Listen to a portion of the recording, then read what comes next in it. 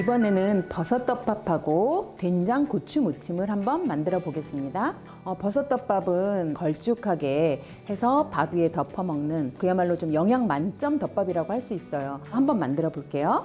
버섯은 크게 물로 씻지 않으셔도 되고 젖은 키친타월 같은 걸로 살짝살짝 닦아주시는 정도로만 정리해 주시면 될 것 같아요. 표고버섯부터 썰어 보겠습니다. 길게 채 썰듯이 썰어 주시고요. 그리고 양송이 버섯, 기둥을 떼내고 그냥 표고버섯과 똑같이 채 썰어 주실게요. 양송이 버섯 이렇게 준비됐고요. 느타리 버섯은 그냥 손으로 길게 찢어주세요. 좀 굵은 거는 반으로 또 갈라주시고 얇은 건 얇은 거대로 써주시고요. 팽이버섯 같은 경우는 그냥 이채로 같이 비닐채로 기둥만 잘라주시고요. 이 윗부분도 그냥 손으로 갈기 찢어주세요. 같이 들어가는 채소로 양파 채 썰어주시면 되고요. 그리고 청경채도 2분 잎대로 잘라주시고요. 기둥도 너무 두껍다 싶으면 이렇게 반으로 잘라서 준비해주세요. 버섯덮밥 재료는 이렇게 준비해주시면 됩니다. 자, 그럼 이제 버섯덮밥 한번 만들어 볼게요. 우선 달궈진 팬에 기름을 둘러주시고요.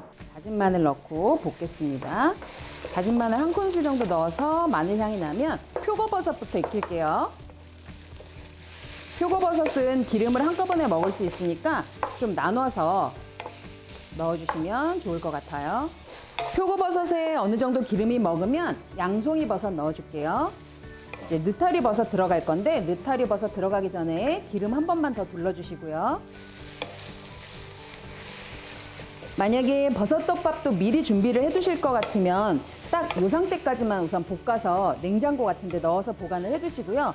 그 다음날 아침에 지금부터 하는 과정만 더해서 도시락을 싸시면 될 것 같아요. 버섯이 어느 정도 다 기름을 먹어서 볶아지면 물을 한 3, 4컵 정도 넣어주시는데 좀 팔팔 끓여주시면 돼요. 자, 끓기 시작하면 이제 간을 할게요. 굴소스 2큰술 넣어주시고요.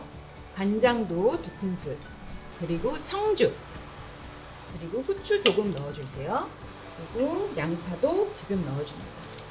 끓기 시작하면 물녹말 만들어 놓은 걸 넣어주시는데요. 물녹말은 물 한 컵에 녹말가루, 전분가루 한 2큰술 정도 섞어서 준비해 주세요. 그래서 물녹말을 지금 끓을 때 넣어주시면서 걸쭉하게 해주시고 한번 끓어오르면 그때 팽이버섯과 청경채를 넣고 마무리를 해주시면 됩니다. 팔팔 끓으면 불을 끄고 참기름으로 마무리 해주시면 됩니다.